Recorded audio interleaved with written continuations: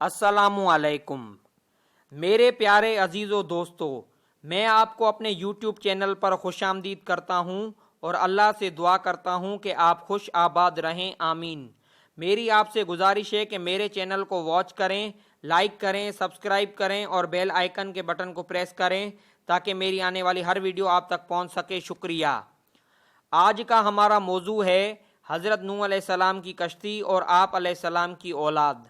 जब तूफ़ान नूह नाजिल हुआ तो दुनिया की हर चीज़ गर्क हो गई, यहाँ तक कि हज़रत नूह अलैहिस्सलाम की अपनी बीवी और बेटा भी, जो कि नाफरमान थे, वो भी इस तूफ़ान में गर्क हो गए।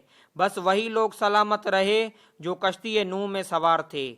हज़रत नूह अलैहिस्सलाम की कश्ती का नाम आर्क है। कुरान पाक में इरशाद है, और बोला सवार हो इस पर अल्लाह के नाम से, इसका चलना और ठहरना तहकीक मेरा रब है, बख्शने वाला मेहरबान। और वो बहती रही पानी की लहरों में, मिसल पहाड़ के ये आयत जब पढ़ी, कश्ती पानी पर रवां हो गई और बोल वो बरा से आदमियों के कश्ती बहुत गलीज हो गई। हज़रत नूह अलैहिस्सलाम ने इल्हाम इलाही से हाथी की पेशानी पर हाथ फेरा, कुदरत इलाही से दो खोक इसकी नाक से पैदा हुए और उन्होंने सब गलाजत कश्ती की साफ की। और इबलीस ने खंजीर की पेशानी पर हाथ फेरा तो इसकी नाक से दो चूहे पैदा हुए। हज़रत नूह अलैहिस्सलाम ने कहा कि ए शैतान लईन, तुझे इस कश्ती पर कौन लाया? शैतान मलाउन बोला, इस वक्त के तूने खंजीर को मलाउन कहा और मैं जानता था कि तुम मुझको मलाउन कहोगे, लिहाजा मैं खंजीर के जरिए से कश्ती में आया। चुनाचा चूहे जब कश्ती में सोराख करने लगे तब हज़रत नूह अलैहिस्सलाम ने खुदा की बारगाह में फरियाद की। हज़रत जिब्राइल अलैहिस्सलाम ने आकर हज़रत नूह से कहा कि आप शेर की पेशानी पर हाथ फेरें। तब हज़रत नूह अलैहिस्सलाम ने शेर की पेशानी पर हाथ फेरा तो दो बिल्लियां इसकी नाक से पैदा हुईं और इन बिल्लियों ने सब चूहे कश्ती के खा लिए और इस दिन से बिल्ली दुश्मन हुई चूहे की। हज़रत नूह अलैहिस्सलाम माह रजब की दूसरी तारीख से अशरा मुहर्रमुल हराम तक तकरीबन 6 माह 8 दिन कश्ती पर ही रहे। कुरान पाक में इरशाद है, तर्जुमा, और अल्लाह ताला की तरफ से हुक्म हुआ, ए ज़मीन निगल जा अपना पानी और ए आसमान थम जा, और सुखा दिया पानी और हो चुका काम, और कश्ती ठहरी जोदी पहाड़ पर। और हुक्म हुआ, दूर हो कौम से जो बेइंसाफ है। फ़ायदा 40 दिन बराबर पानी आसमान से बरसता रहा और इसी तरह 40 रोज़ तक पानी ज़मीन से हर वक्त उबलता रहा। फिर 6 महीने के बाद पहाड़ों के सर खुले और कश्ती ठहरी हुई थी जोदी पहाड़ पर, और ये पहाड़ मुल्क शाम में है। फिर जब बारिश बंद हुई और ज़मीन खुश्क हो गई, और इतनी खुश्क हुई कि एक कतरा भी पानी का ना रहा।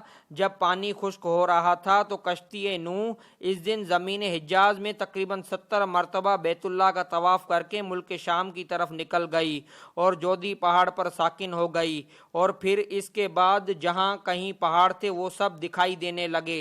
हज़रत नूह अलैहिस्सलाम ने किसी परिंदे को ज़मीन पर भेजा ताकि वो खबर लाए ज़मीन पर कितना पानी है, पर वो परिंदा वापस ना आया और दाना चुगने में मशगूल हो गया, क्योंकि अल्लाह ताला ने उसे उड़ने से माजूर कर दिया। फिर हज़रत नूह अलैहिस्सलाम ने कबूतर को भेजा तो वो कुछ सुर्खी तर अपने पाँव पर लगाकर कश्ती पर आया।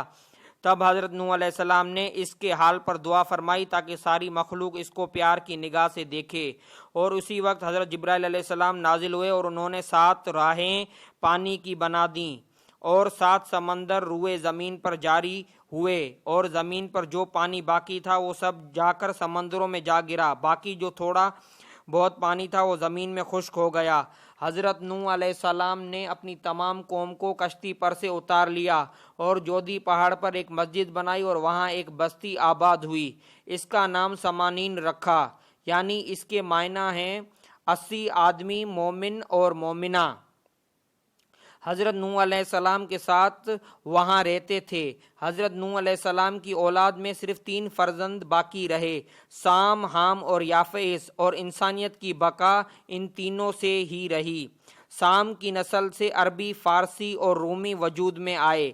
हाम की नस्ल से कबती, सूडानी और बर्बर अक़वाम हैं, और याफेस की नस्ल से तुर्क, सकालबा और याजूज माजूज पैदा हुए। हज़रत नूह अलैहिस्सलाम के ये तीनों बेटे अपनी बीवियों और वालदा के साथ कश्ती में मौजूद थे और यही ज़िंदा रहे और इन्हीं की नस्ल आगे चली।